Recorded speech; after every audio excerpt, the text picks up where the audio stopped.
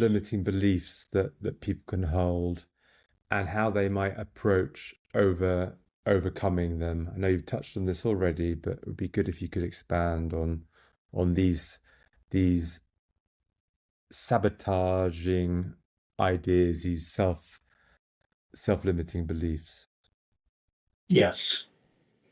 Good question again.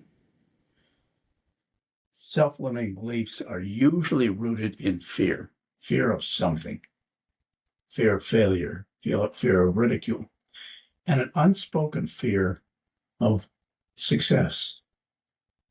It's counterintuitive that you would fear success, but we do.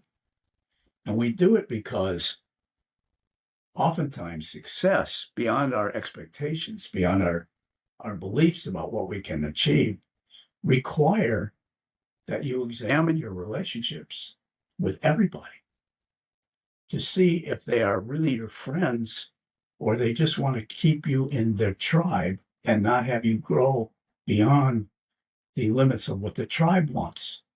And since we all crave connection and belonging, that's a really, really tough barrier to break through. So you have to think about giving up certain relationships where those people do not want to support your growth. They're no longer your friends. They can be acquaintances. You can hang out, but they're not your friends, and you're not going to share confidential information with them, and they are not going to share theirs with you.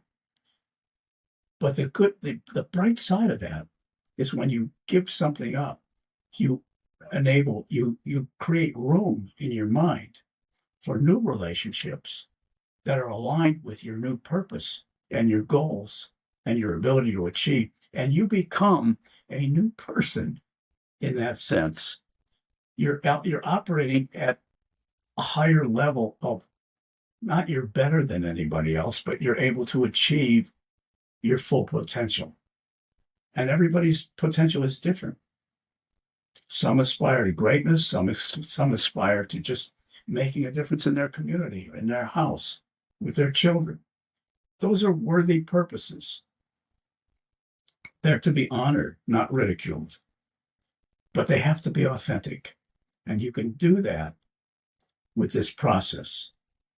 And when you ask that what would it take question, and you ask it at every juncture of your journey where there's a problem, a bottleneck, you ask another what would it take question. It's not one question, it's several, many. Each one peels back another layer of the onion, so to speak, until you get to the core of you. And it's a beautiful core. It always is. When you discover who you really are, it's a really beautiful moment.